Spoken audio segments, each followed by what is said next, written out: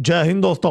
America लगातार Arabian सी के अंदर हमले कर रहा है। अब तीसरे शिप पे हमला कर दिया अमेरिका ने और इसमें 3 भारतीय नागरिकों की मृत्यु हो चुकी है। और इन सब के बीच में डोनाल्ड ट्रंप ने यह कह दिया है कि वो अब अरेबियन सी के अंदर जो ऑयल टैंकर्स हैं उनको लूट रहा है और वो जो तेल है उनको लूट के डकैती करके वो अमेरिका लेके जा रहा है तेल को। खुलेआम ये अमेरिका ने बोल दिया है और भारत की सरकार ने समन कर दिया है यूएस के एनवॉय को। और भी कुछ चीजें आज हुई हैं जिसके बारे में हम बात करेंगे, लेकिन इन सब के बीच में अमेरिका अब पूरे विश्व का सबसे बड़ा ऑयल एक्सपोर्टर बन चुका है। और आज डोनाल्ड ट्रंप ने यह भी कह दिया कि खार्ग आइलैंड के ऊपर आक्रमण कर लेगा, कब्जा कर लेगा अमेरिका। और पाकिस्तान ऑक्युपाइड कश्मीर के अंदर प्रोटेस्ट अलग लेवल पे पहुंच चुके हैं और आसिम मुनीर को अब एक अल्टीमेटम दे दिया गया है। कुछ शर्तें रखी गई हैं आसिम मुनीर के सामने, अगर मुन्नी ने वो माना नहीं तो भयंकर चीजें होने वाली है पाकिस्तान ऑक्युपाइड कश्मीर के अंदर। और इन सब के बीच में यूएई ने अब माना जा रहा है, आज एक रिपोर्ट आया है कि ये डिसाइड कर लिया है कि भारत के अंदर 30 मिलियन बैरल्स क्रूड जो डिप्लॉय करने का जो प्लान था उसको अप्रूवल दे दिया है आज। और इस बात का खुलासा आज हुआ है। लेकिन चाइना ने भी भारत के कुछ एग्रीकल्चरल प्रोडक्ट्स को वापस रिजेक्ट कर दिया है। और इन सब के बीच में सेर्गियो गोर जो भारत के भी एम्बेसडर हैं और जो साउथ एशिया को ओवरऑल संभालते हैं, वो कजाकिस्तान पहुंच गए और अब पुतिन की चौखट पे वहां पे क्रिटिकल मिनरल्स के डील कर रहे हैं सेंट्रल एशियन कंट्रीज के साथ। कुछ अद्भुत चीजें हो रही हैं जो सेंट्रल एशिया में कभी नहीं देखा गया था। और रशिया ने अचानक पाकिस्तान को आईएनएसटीसी के अंदर बैक किया है। जी हां, आज ऐसी रिपोर्ट आई है और ग्वादर को आईएनएसटीसी के अंदर इंक्लूड करने की बातें चल रही हैं और पाकिस्तान और रशिया के बीच में एक इकोनॉमिक कोऑपरेशन एग्रीमेंट भी साइन हो रहा है। और भारत ऐसा कौन सा टेस्टिंग कर रहा है इस समय ओडिशा के अंदर के पूरे आसपास के 3 किलोमीटर के गांव को खाली कर दिया गया है और 11,000 लोगों को साइक्लोन शेल्टर्स में लेके गए, जबकि कोई साइक्लोन भी नहीं हो रहा है। इसका मतलब कोई भयंकर टेस्टिंग चल रही है। आज तक इतिहास में कभी भी इस लेवल का इवैक्यूएशन नहीं हुआ जो अब हो रहा है चंदीपुर के अंदर। इस समय बातें चल रही हैं कि कुछ बड़ा टेस्ट होने वाला है। बड़ा मतलब आप समझ जाइए क्या होने वाला है। यहाँ पे अग्नि 6 की भी बातें चल रही है।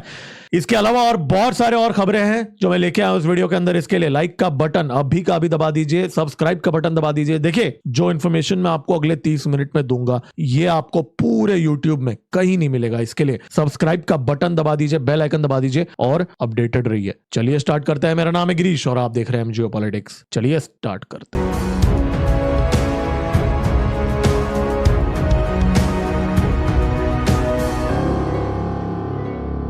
और फिर पीट हेग्सेथ ने भी कहा वो भी बड़े बड़े हम स्ट्राइक्स करेंगे अभी आने वाले दिनों में ईरान के अंदर, और हो भी रहे हैं इस समय स्ट्राइक्स ईरान के अंदर। और पीट हेग्सेथ ने भी कहा मेरे पास भी कुछ इन्फॉर्मेशन है कि मैं शेयर नहीं कर सकता हूं ईरान का तेल को लेके। और इन सब के बीच में भारत के ओडिशा में माना जा रहा है कि चंदीपुर जो टेस्टिंग रेंज है वहां पे 3 किलोमीटर के रेडियस में गांव को खाली किया जा रहा है। जी हाँ, 11,000 लोगों को इस समय टेम्पररी कैंप्स में भी भेजा गया है, साइक्लोन रिलीफ कैंप्स के अंदर भेजा गया है उनको। और इस तरह का एवैक्यूएशन पहले कभी नहीं देखा गया था। नॉर्मली 1 किलोमीटर के रेडियस में एवैक्यूएशंस करते हैं जब टेस्टिंग होती है। अब 2 दिन तक लोग गांव वालों को बाहर भेजा गया ओडिशा के अंदर। अब खबरें आ रही हैं कि अग्नि 6 की भी टेस्टिंग हो सकती है। हालांकि ये डेवलपिंग स्टोरी है तो हम इसको ट्रैक करेंगे, लेकिन अगर ये लॉन्ग देखिए, इसकी प्रोबेबिलिटी हाई इसलिए है क्योंकि अगर जो सबसे फर्स्ट स्टेज होता है उसमें सबसे ज्यादा एक्सप्लोजन होता है long range intercontinental ballistic missile का। तो अगर वैसा होता है तो अक्सर खतरा होता है। तो एक नया टाइप का मिसाइल की टेस्टिंग की जा रही है यहाँ पे, क्योंकि नॉर्मली टेस्टिंग व्हीलर आइलैंड में होता है। इस बार टेस्टिंग यहाँ पे चंदीपुर में हो रहा है और चंदीपुर में जो लैंड बेस्ड ट्रैकिंग बहुत स्ट्रांग होता है व्हीलर आइलैंड से ज़्यादा। तो जब नई मिसाइल की टेस्टिंग होती है तो यहाँ पे चंदीपुर में होता है। तो अब अगर सच्ची में अगर एक long range intercontinental ballistic missile की टेस्टिंग होती है तो ये भी सीधा सीधा यहाँ पे अमेरिका के लिए एक सॉफ्ट मैसेज बोल लीजिए या जो भी आप बोल सकते हो आप। इस चीज़ को हम ट्रैक करेंगे इस चैनल के अंदर। और दोस्तों, भारत के जो बांग्लादेश के बॉर्डर के साइड पे बहुत ही खतरनाक डेवलपमेंट हो चुकी है। जमात ने जो 10 इस्लामिक पार्टीज हैं उनके साथ मिलके एक मोर्चा करने का डिसीजन ले लिया है भारत के बॉर्डर के पास। जी हाँ, हजारों लाखों जमाती जाहिल जिहादी जो हैं वहाँ पे, रेडिकल्स जो हैं, वो लोग अब वहाँ पे बॉर्डर के तरफ आने वाले हैं फ्राइडे के दिन अनाउंस कर लिया उन्होंने कि ये जो कंगलू हैं, ये लोग सारे जो लोग हैं ये मोर्चा निकालेंगे पूरे भारत के जो बॉर्डर डिस्ट्रिक्ट्स के अंदर, अलग अलग लोकेशंस के अंदर। इस समय मास मोबिलाइजेशन किया जा रहा है बांग्लादेश की तरफ से, और इसका कारण उन्होंने ये दिया है कि भारत की तरफ से पुश-इन्स हो रहे हैं। इलीगल कंगलुओं को भारत जो बाहर भेज रहा है उसके रिस्पॉन्स में ये दिया जा रहा है। यहां पे जबरदस्ती का पंगा लिया जा रहा है दोस्तों। मैं आपको बहुत टाइम से बोल रहा हूं इस चैनल के अंदर, तारिक रहमान को वहां पे एक कारण के लिए लाया गया है। सीक्रेट मीटिंग हो चुकी है रात के 12 बजे यूएस एम्बेसडर के साथ, मोहम्मद यूनुस के साथ भी एक मीटिंग हुई थी पिछले हफ्ते, 2 हफ्ते पहले, और अब ये चीज़ें हो रही हैं। और एनसीपी जो सो कॉल्ड स्टूडेंट पार्टी है ना, वो भी अभी जमात का अलायंस बन चुका है। उन्होंने कहा कि वो ह्यूमन चेंज करेंगे। जी हाँ, एनसीपी का चीफ जो है नसीरुद्दीन पटवारी, वो बोल रहा है कि हम ह्यूमन चेन बनाएंगे भारत के बॉर्डर के पास। और वहां पे जो भारत के बॉर्डर पे जो लोग हैं उनको उकसाया जा रहा है कि आप लोग फ्राइडे के दिन जाओ बॉर्डर पे। और मैं आपको एक बात बता दूं, इस समय भारत के बॉर्डर पे कल ही के दिन हमने वीडियो देखा था जहां पे 55 साल का एक बुड्ढा था जो बीच में फंस गया था। ये कंगलू था, बांग्लादेशी था, और इसको जो बीएसएफ वालों ने वहां पुश कर दिया था। तो ऐसे केसेस बहुत हो रहे हैं, और आज वायलेंस भी हो गया। जी हाँ, अब ये कोई कॉन्स्पिरेसी थियरी है ये नहीं है। देखिए एस्केलेशन हो रहा है। देखिए ये बांग्लादेशी लोग हैं जो पत्थर फेंक रहे हैं भारत के साइड पे, और भारत के गांव वाले भी वहां से पत्थर फेंक रहे हैं। दोनों साइड से पीपल्स टू पीपल कॉन्टैक्ट की बातें चल रही है ना डिप्लोमेटिक सर्कल्स में। अभी भी हमारे विक्रम मिश्री जी बहुत ज्यादा peoples to peoples boiler plate बातें करते हैं, जयशंकर जी और विक्रम मिश्री जी। ये है पीपल्स टू पीपल्स कॉन्टैक्ट इस समय भारत और बांग्लादेश के बीच में।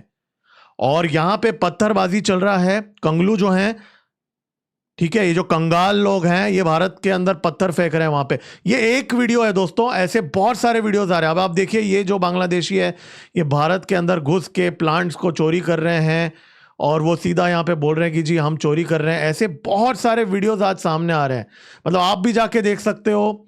इस समय ये देखिए बहुत ज्यादा फ्रिक्शन हो रहा है इस समय भारत और बांग्लादेश के बॉर्डर पे। और मैंने आपको पहले भी बोला था, और अभी एक मीटिंग हुई है बाय द वे बीएसएफ और बीजीबी के बीच में दिल्ली में, हम पिछले कुछ दिनों से ट्रैक कर रहे थे। अब इस मीटिंग का कोई जॉइंट स्टेटमेंट ही नहीं निकला दोस्तों। जी हाँ, एक आज वो मीटिंग खत्म हुआ, आज एक जॉइंट स्टेटमेंट होने वाला था बीजीबी और बीएसएफ के बीच में दिल्ली में। इसका मतलब यह है कि उस मीटिंग के अंदर ऐसी बातें हुई जहां पे एक मेजर डिसएग्रीमेंट हो चुका है। इस समय बांग्लादेश का एक फ्रंट खड़ा किया जा रहा है भारत के लिए, और बहुत ही खतरनाक चीज मैं इसलिए बोलूंगा क्योंकि देखिए हमारे पास न्यूक्लियर बॉम्ब है, हमारे पास आर्टिलरी है, हम बांग्लादेश के आर्मी को साफ कर सकते हैं, लिटरली हम साफ कर सकते हैं कुछ ही घंटों और दिनों के अंदर। लेकिन यहाँ पे इंसर्जेंसी का बहुत बड़ा खतरा है। अगर यहाँ पे मान लीजिए फ्राइडे के दिन ये लोग आ जाते हैं बॉर्डर पे, वहाँ पे वायलेंस करते हैं, और बीएसएफ ने अगर गोली चला ली, 2-4 कंगलों को टपका दिया वहाँ पे अगर, तो उसके बाद में ये लोग उसका बहुत बड़ा मुद्दा बनाएंगे, इश्यू बनाएंगे। और उसके बाद में अगर रेडिकलाइज करके पाकिस्तान आर्मी के आईएसआई के लोग ऑलरेडी वहाँ पे जमात के साथ काम कर रहे हैं, हमने इस चैनल में पहले भी डिस्कस किया है, तो इन लोगों को रेडिकलाइज करना फिर आसान हो जाएगा। ये देखिए जी हमारे लोगों पे गोली मार दिया, ये देखो जी हमारे नियतों पे गोली मार दिया, ऐसा बोल के और ज़्यादा रेडिकलाइज किया जाएगा इन लोगों को। तो यहाँ पे ये बहुत ही गंदी साजिश की जा रही है भारत के खिलाफ यहाँ पे बांग्लादेश के अंदर। अब इसके अंदर आईएसआई के लोग इन्वॉल्व हैं, सीआईए के लोग इन्वॉल्व हैं। इन चीज़ों के बारे में हम आगे इस चैनल के अंदर डिस्कस कर सकते हैं, लेकिन ये बात बहुत ज़रूर है, आप लिख के ले लीजिए, आगे आने वाले दिनों के अंदर ये एक फ्रंट खड़ा किया जा रहा है भारत के लिए। और ज़्यादा टाइम बचा नहीं है दोस्तों, बहुत जल्द हमें स्पार्क्स देखने को मिलेंगे। जो तारिक रहमान है वो इस समय चाइना के अंदर है, भारत नहीं आया है, वो भी जानता है अभी आने वाले दिनों में क्या होने वाला है। 70% वेपन्स भारत का बांग्लादेश का चाइना से आता है, और एक इमोशनल पुल भी करने की कोशिश की जा रही है। वो एनसीपी का लीडर बोल रहा है ना ह्यूमन चेन बनाएंगे। और हाँ, वो जो एनसीपी का लीडर जो है बांग्लादेश वाला, वो ये बोलता है कि भारत घुसपैठियों को भेज रहा है बांग्लादेश के अंदर, भारत स्मगलर्स को भेज रहा है बांग्लादेश के अंदर। ये तो उल्टा हो गया। एक तो यहां पे 2 से 3 करोड़ कंगलू भारत के अंदर बीमक की तरह भारत के अंदर हमारे रिसोर्सेस को नोच के खा रहे हैं, और उल्टा ये लोग हमें बोल रहे हैं कि हम इलीगल लोगों को भेज रहे हैं, हम टेररिस्ट और स्मगलर को भेज रहे हैं।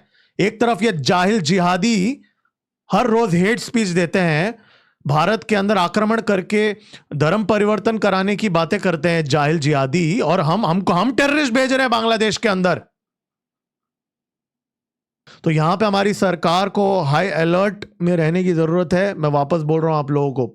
देखिए थोड़ा और यूएस पे फटाफट आ जाते हैं, कुछ अपडेट्स हैं। अमेरिका इस समय सबसे बड़ा एक्सपोर्टर बन चुका है ऑयल का। जी हाँ, सऊदी अरेबिया से भी ज़्यादा और रशिया से भी ज़्यादा 10 मिलियन बैरल से ज़्यादा अमेरिका एक्सपोर्ट कर रहा है। रशिया का 7 मिलियन है और सऊदी अरेबिया का तो अब ये ईरान के क्राइसिस के बाद में 6 मिलियन बैरल हो गया था। ये पिछले महीने का आंकड़ा है, मई महीने का आंकड़ा है। तो यहाँ पे ये जो तेल की डकैती करने के बाद अमेरिका को डोनाल्ड ट्रंप ने पूरे विश्व का सबसे बड़ा एक्सपोर्टर बना दिया है यहाँ पे ऑयल का। तो यहाँ पे ये भी एक अमेरिका का लेवरेज है। अब कोई भी देश अगर अमेरिका से पंगा लेगा, इस समय स्ट्रेट हॉर्मुज का तेल तो बंद करा दिया डोनाल्ड ट्रंप ने, वेनेजुला का तेल बंद करा दिया जो चाइना लेता था। तो एक प्रेशर क्रिएट किया जा रहा है पूरे विश्व के अंदर और सारे देशों को अमेरिका के ऊपर डिपेंडेंसी डालने की कोशिश की जा रही है तेल को लेके, ताकि वो अमेरिका के शर्तों को माने। देखिए पाकिस्तान पे आते हैं। पाकिस्तान ऑक्युपाइड कश्मीर के अंदर इस समय मीरपुर, सुदनोती, बाग के जो एरियाज हैं वहां से लोग रावलकोट के अंदर आ चुके हैं। 80,000 लोग। आप ये वीडियो देखिए।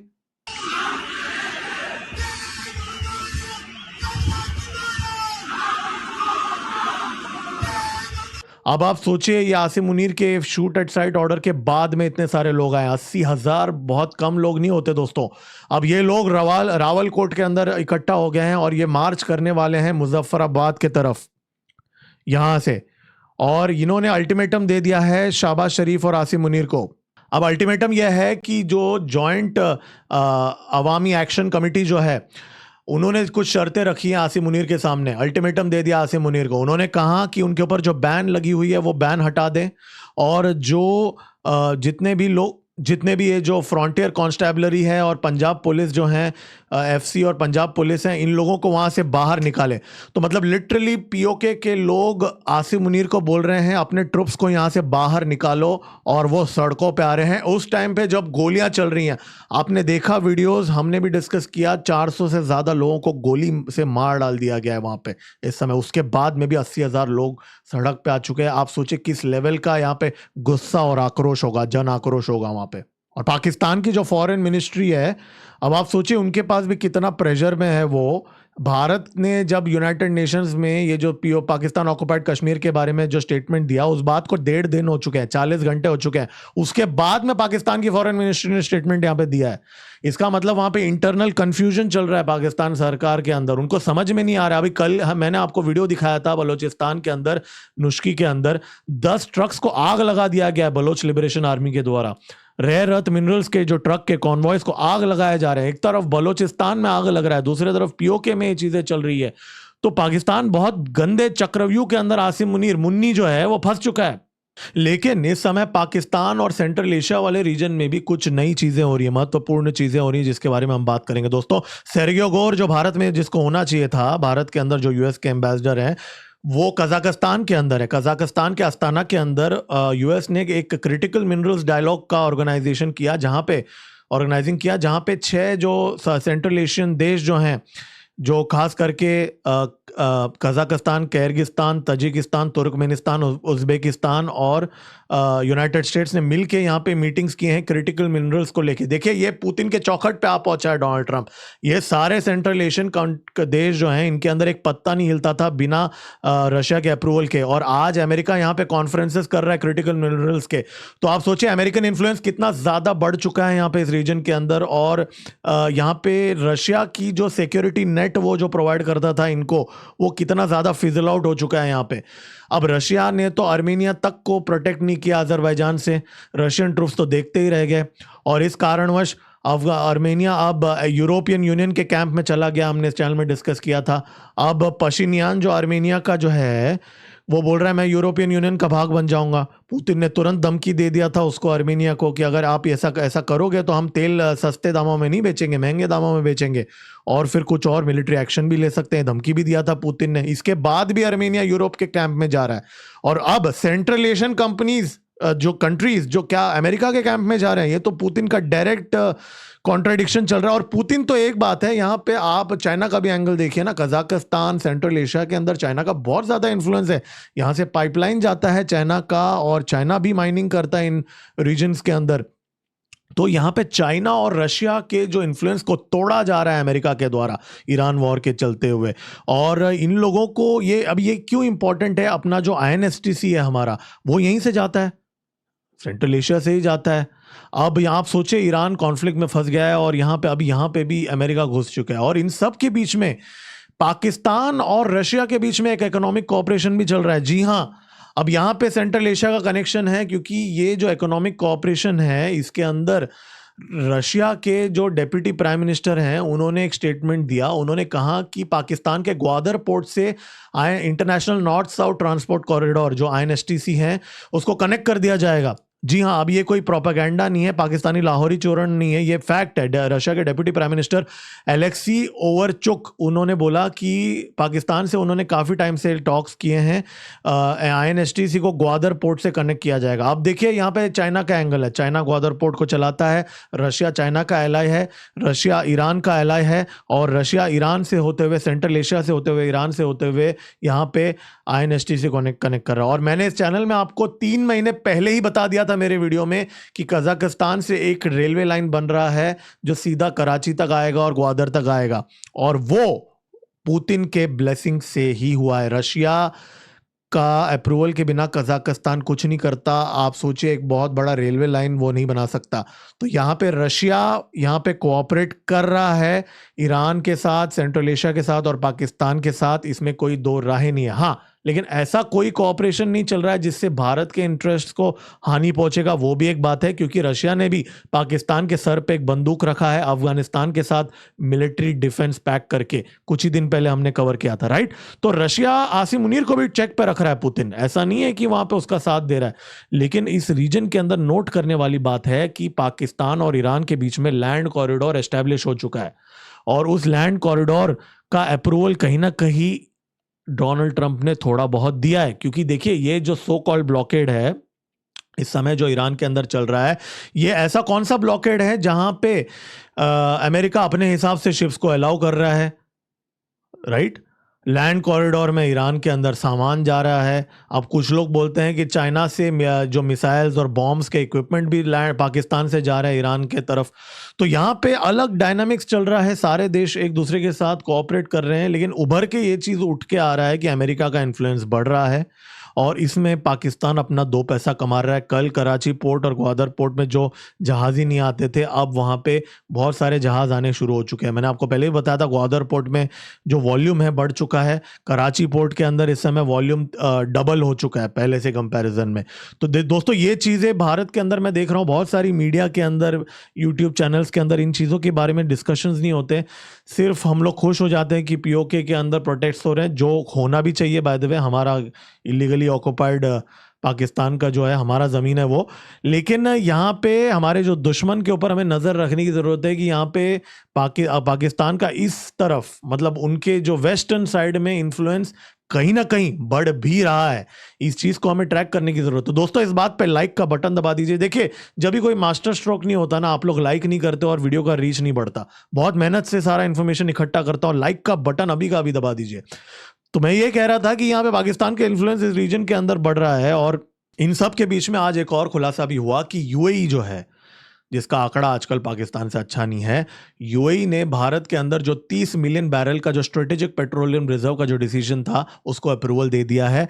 भारत के जो एनवॉय हैं UAE के अंदर, दीपक मित्तल जी ने इस बात का कंफर्मेशन दे दिया है। देखिए, मैं आपको याद दिला दूं, इस समय भारत के अंदर मैंगलोर, पदूर और एक और लोकेशन के अंदर जो रिजर्व्स हैं उसको एक्सपैंड करके उड़ीसा के अंदर और इनफैक्ट आंध्र प्रदेश के अंदर भी नए लोकेशंस के अंदर इस समय UAE का ऑयल स्टोर किया जाएगा। गैस के भी बहुत सारे डील्स हम यहाँ पे सिक्योर कर रहे हैं। ओमान के साथ भी इनफैक्ट हमने हमारी बहुत सारी डील साइन कर ली है। लेकिन जो हमारा बेट ये है कि फुजैरा पोर्ट से हमारा गैस और ऑयल आएगा, लेकिन इस समय जो अटैक्स हो रही हैं वो तो गल्फ ऑफ ओमान के बाहर भी हो रही हैं। तो इसका मतलब ये जो फुजैरा पोर्ट से जो सिक्योरिटी का जो एक इम्प्रेशन है कि फुजैरा पोर्ट के पास हाई सिक्योरिटी है, वो चेंज हो चुका है डायनामिक्स यहाँ पे इस समय। और देखिए, मैं आपको एक वापस बता दूंगा, चाइना बहुत ज़्यादा घुस रहा है बांग्लादेश को एज एक पूरा पेविलियन दे दिया अपने एक्सपो के अंदर, एक बांग्लादेश को थीम ऑफ द इवेंट बना दिया। जी हाँ, चाइना के कुनमिंग के अंदर सबसे बड़ा एक्सपो हो रहा था और इस समय उनका जो फॉरेन मिनिस्टर भी चाइना के अंदर है। और चाइना की बात करें तो चाइना ने भारत की लाल मिर्च को रिजेक्ट कर दिया, पहले चावल को रिजेक्ट कर दिया था। देखिए चाइना इस समय हमारा, हमने पहले भी डिस्कस किया था कि जो इलेक्ट्रॉनिक कंपोनेंट्स हमारा बंद करके रखा हुआ है चाइना ने भारत के लिए, रेयर अर्थ मिनरल्स भी चोक करके रखा हुआ है, और अब भारत से ये चीज़ें भी नहीं ले रहा। हमारा ट्रेड डेफिसिट भी बहुत ज़्यादा है। ऊपर से भारत को हमारा जो प्रेस नोट 3 है उसमें जो रूल्स हमने रिलैक्स किए हुए हैं उसको और ज़्यादा रिलैक्स करने के लिए बोल रहा है चाइना। इतनी हिम्मत आ गई है। तो यहाँ पे पूरी तरीके से स्क्वीज करने की कोशिश की जा रही है चाइना के द्वारा। और ऊपर से चाइनीज एम्बेसी हर हफ्ते कम से कम एक तो पोस्ट ऐसा डालता है जहां पे भारत का मजाक उड़ाने की कोशिश की जाती है। अब चाइनीज एम्बेसी ने आज एक पोस्ट किया जहां पे चाइना का जो नीट का जो हमारा जो एग्जाम है उसका इक्विवेलेंट जो गाओ काओ जो है चाइना के अंदर, उससे रिलेटेड एक पोस्ट डाला। उन्होंने कहा कि वो एग्जाम 1.3 करोड़ लोगों ने दिया 2 दिन के अंदर, इंडिया का इक्विवेलेंट करके उन्होंने किया। देखिए चाइना को पता है इस समय भारत का क्या खराब हालत चल रहा है नीट के एग्जाम को लेके, तो चाइना पूरी तरीके से वो लोग भी यहाँ पे प्रेशर डाल रहे हैं। देखिए अभी गलती तो हमारी है ना, हम ही अपना जो एग्जाम सही तरीके से कंडक्ट नहीं कर रहे हैं। तो देखिए अमेरिका हो या चाइना हो, यहाँ पे वो अपना प्रेशर तो डालेंगे ही, इसमें कोई दो राहें नहीं है। लेकिन हम क्या कर रहे हैं आप वो भी तो देखिए ना, हम क्या खड़े हो रहे हैं हमारे लिए, क्या हम कोई स्टेटमेंट दे रहे हैं, हम क्या अपने लिए पहली बात तो खड़े हो रहे हैं। अब आप देखिए बॉडी लैंग्वेज देखिए हमारे रणधीर जायसवाल जी का, आज जो उन्होंने स्टेटमेंट दिया पूरा बॉयलर प्लेट स्टेटमेंट था। कोई उन्होंने ऐसी कोई बात यहाँ पे कही नहीं अमेरिका के बारे में। उन्होंने बस यही कहा कि हम वेल बीइंग चाहते हैं, और उन्होंने समन तो किया अमेरिका को, लेकिन सेर्गियो गोर है नहीं यहाँ पे, तो जूनियर लेवल के ऑफिसर को समन कर दिया। और कोई ऐसा कठिन स्टेटमेंट, उनका बॉडी लैंग्वेज आप देख सकते हो क्या था, डिफेंसिव था यहाँ पे। और उन्होंने ये भी कहा कि जी we need not reemphasise this point कि we care for our seafarers. तो कहीं ना कहीं ये डिफेंसिव स्टेटमेंट था, बॉडी लैंग्वेज में दिखता है बात। अब ऐसी क्या मजबूरियां हैं? वेल मजबूरियां तो हैं, क्योंकि देखिए सच बात तो मैं आपको ये भी बताऊंगा, लेकिन फिर भी हम बहुत कुछ कर सकते हैं, उस पर भी मैं आऊँगा। देखिए आज हम इंडियन नेवी ने आज एक खुलासा किया कि जो रोमियो हेलीकॉप्टर है जो हमने अमेरिका से ली है MH-60, उनमें से सिर्फ 15 ही ऑपरेशनल है। जी हाँ, हमारे पास जो इस समय 20 है उनमें से सिर्फ 15 ऑपरेशनल हैं। और इस समय Pakistan Hangor class submarines induct कर रहा है, राइट, AIP वाले चाइना से। अब सबमरीन हंटर एयरक्राफ्ट जो हेलीकॉप्टर है ये MH-60R बहुत ही महत्वपूर्ण है। 100 चाहिए, 100 का रिक्वायरमेंट नेवी ने दिया है, लेकिन हमारे पास इस समय सिर्फ 21 हैं, सॉरी 21 था, और उसमें से सिर्फ 15 अभी अवेलेबल है। बाकी 6 कुछ ट्रेनिंग में बिजी हैं, कुछ मॉडिफिकेशंस में लगे हुए हैं।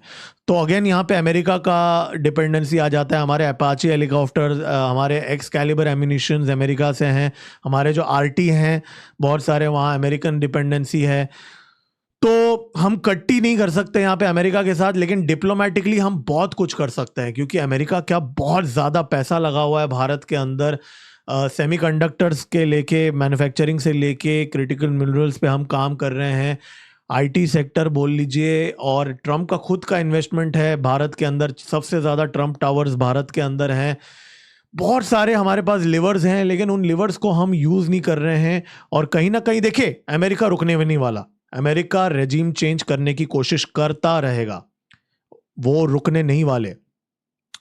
सिर्फ इसलिए कि हमारी सरकार थोड़ा सा चुप हो जाएगी, कुछ ज़्यादा कुछ बोलेगी नहीं, तो आपको लगता है ट्रम्प रुकेगा? आप ट्रम्प को एक उंगली दोगे, ट्रम्प आपका पूरा हाथ खींच लेगा। तो यहाँ पे आपको एक स्टांस लेना पड़ेगा। और देखिए भगवत गीता में लिखा है कि आपको अपने धर्म के लिए लड़ना पड़ेगा। देखिए रिजल्ट्स के लिए आपको केयर नहीं करना है, आपको वो काम करना है, अपना धर्म निभाना है, आपको लड़ना पड़ेगा। और अगर जो होता है उसका आउटकम ठीक है, अगर रेजिम चेंज हो जाता है तो हो जाता है, लेकिन एटलीस्ट आप लड़ तो रहो ना। तो मोदी सरकार को ये भी सोचना चाहिए कि यहाँ पे डर के मारे हमें अपीज नहीं करना चाहिए अमेरिका को। ठीक है ना, आगे सत्ता पलट हो गया तो हो गया, अभी क्या कर सकते हैं। लेकिन हमारी नेशनल प्रेस्टीज का सवाल है। शिप्स के अंदर हमारे इंडियन सिटीजन्स को मारा जा रहा है इस समय, और ये कंटिन्यू होगा, ये कम नहीं होगा दोस्तों, ये कंटिन्यू होगा, क्योंकि अमेरिकन इस समय हमारे शिप्स के ऊपर हमले कर रहे हैं। तो यहाँ पे डर डर के रहने की कोई ज़रूरत नहीं है। और अब जो है वो है, देखिए आगे आने वाले दिनों में हम बांग्लादेश बॉर्डर को ट्रैक करेंगे, इसके लिए सब्सक्राइब का बटन दबा दीजिए, आप अपडेटेड रहेंगे। बेल आइकन भी ज़रूर दबाइए, आपको नोटिफिकेशंस आ जाएंगे। बहुत सारे सब्सक्राइबर बोल रहे हैं कि उनको नोटिफिकेशंस नहीं आ रहे हैं। और मैं आपको ये भी बता दूं कि अमेरिका और भारत के रिलेशंस अब देखिए, मैं ये तो नहीं कहूँगा कि ख़राब उस लेवल पे हो जाएंगे कि एक डीकपलिंग ही हो जाएगा, लेकिन हमें अपना खुद का जो रिस्पेक्ट है वो अर्न करना पड़ेगा, कोई सामने वाला हमें देगा नहीं। और ये बात हमारी सरकार को जितना जल्दी समझ आ जाएगा वो अच्छी बात है। तो दोस्तों तुरंत मिलते हैं अगले वीडियो में। मेरा नाम है गिरीश और आप देख रहे हैं एमजियो पॉलिटिक्स। जय हिंद, भारत माता की जय।